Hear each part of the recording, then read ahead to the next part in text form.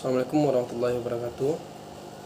Kali ini saya akan mencoba menjelaskan tentang transmisi atau genealogi kitab-kitab fikih di Minangkabau.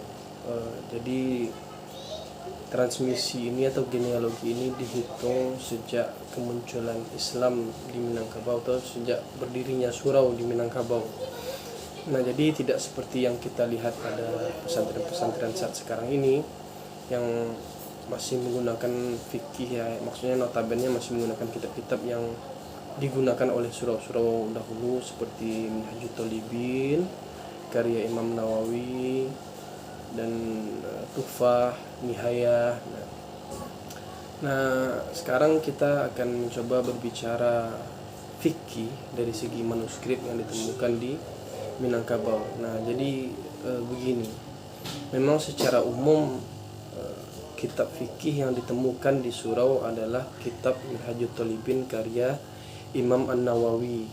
Nah, itu digunakan di surau-surau. Nah, karena memang Indonesia atau khususnya Minangkabau adalah penganut mazhab Syafi'i. Nah, namun apakah surau tidak mengajarkan kitab-kitab selain milik mazhab Syafi'i? Nah, di sini ada hal yang menarik atau manuskrip yang menarik yang saya temukan dan menjadi koleksi saya. Ada satu manuskrip yang ternyata manuskrip itu adalah manuskrip fikih perbandingan mazhab. Nah, mungkin untuk saat ini hanya ini satu-satunya manuskrip yang berbicara tentang fikih perbanding mazhab yang ditemukan di surau-surau di Minangkabau. Nah, kitab fikih ini diberi judul dengan Minhajul A'immah.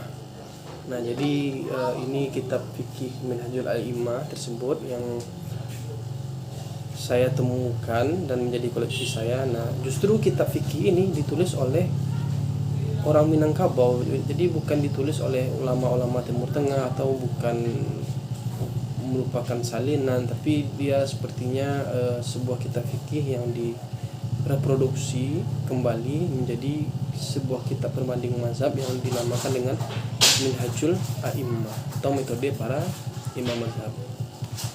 Nah, di sini sangat jelas dibicarakan pada kolofonnya, tamat al-kalam fi kitab Minhajul A'immah fi waqtul isya fi lailah al-khamis fi sanah azza fi syahril muharram hadzal maktub fakir al-hakir, artinya nan menyurat ini fakih di Limau Manis tatkala duduk istirahah al-khair dalam negeri Bayang, disuruh tuanku di Jambak, tatkala itulah kekalnya kitab ini ke Limau Manis, sebuah kepada dusun Batu Bajanjang ini nan mengarang orang Batu Bajanjang nan fakih di Limau Manis tatkala berbual-bual dalam negeri Bayang. Nah, jadi kitab Minhajul A'immah ini ditulis di negeri Bayang, di pesisir selatan. Nah, apakah Limau Manis ini adalah daerah di Sijunjung?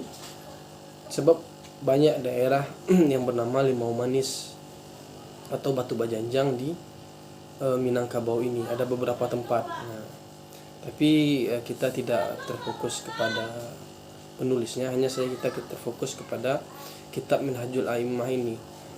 Nah, memang selama ini kita ketahui bahwa kitab Minhajul A'immah ini untuk saat ini satu-satunya kitab perbandingan mazhab yang baru ditemukan di Minangkabau. Selebihnya kita hanya memang menemukan kitab-kitab fikih mazhab Syafi'i saja. Minhajul Thalibin misalnya, itu ratusan manuskrip ditemukan di surau-surau Minangkabau.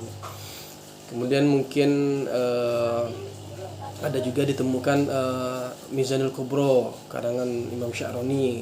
Kemudian ada juga ditemukan manuskrip Tuhfah karya Imam Ibnu Hajar. Nah, selain kitab fikih Minhajul A'immah ini, nah ada satu lagi manuskrip yang ditemukan, ada beberapa korpus di Minangkabau, dan yang mana manuskrip ini adalah saroh dari kitab Minhajul Thalibin, namun tidak pernah terpublikasi dan belum pernah tercetak hingga saat sekarang ini. Nah, kitab ini berjudul Minhajul A'immah yang ditulis oleh Syekh Abdurrahman Tajul Arifin. Memang dalam 4 manuskrip yang ditemukan di Minangkabau, hanya satu manuskrip yang berisikan tentang informasi pengarang kitab fikih ini. Jadi kitab fikih ini diberi judul Hadi Al-Muhtaj Bisyarah Al-Minhaj. Nah, jadi ini adalah Syarah Minhajut Thalibin yang mungkin tidak banyak yang tahu atau tidak terpublikasi karena tidak tercetak, tidak seperti kitab Tuhfah, Nihayah dan lain sebagainya yang tercetak dan masih digunakan di pesantren hingga saat sekarang ini. Jadi memang Minangkabau adalah penganut mazhab Syafi'i oleh ulama-ulamanya dan ditransmisikan lewat surau-surau melalui kitab-kitab Syafi'iyah seperti Minhajut Thalibin, Tuhfah. Nah, pesantren-pesantren di Minangkabau juga dan madrasah-madrasah juga mewarisi transmisi keilmuan fikih melalui mazhab Syafi'iyah itu. Namun apakah Minangkabau ketika menyebarkan agama Islam, ketika mendirikan surau sebagai lembaga pendidikan Islam, apakah memang hanya mempelajari murni kitab Syafi'iyah saja atau ada mempelajari kitab yang lain? Nah, ternyata Minangkabau tidak hanya saja mengajarkan kitab fikih Syafi'iyah, namun dia juga mempelajari kitab-kitab fikih yang lainnya. Nah, sehingga kalau tidak mempelajari kitab-kitab fikih yang lain, mungkin teks Minhajul A'immah ini tidak akan terproduksi seperti yang saya temukan saat sekarang ini. Nah, kemudian mungkin sebelum menggunakan kitab Tuhfah dan Nihayah untuk memahami tentang kitab Minhajut Thalibin karya Imam An-Nawawi, maka Minangkabau menggunakan Hadi Al-Muhtaj ini sebagai sarah untuk memahami kitab Minhajut Thalibin. Nah, jadi bukan kitab Tuhfah Nihayah dan yang seperti umum orang ketahui saat sekarang ini, yang mungkin kitab itu sering digunakan di awal abad 20 oleh ulama-ulama Minangkabau baik di madrasah dan pesantren hingga saat sekarang ini. Namun ya sebenarnya Minangkabau dari segi sejarah atau bukti yang kita temukan menggunakan kitab Hadi Al-Muhtaj untuk memahami kitab Minhajut Thalibin. Demikian pembahasan kita kali ini, semoga bermanfaat. Assalamualaikum warahmatullahi wabarakatuh.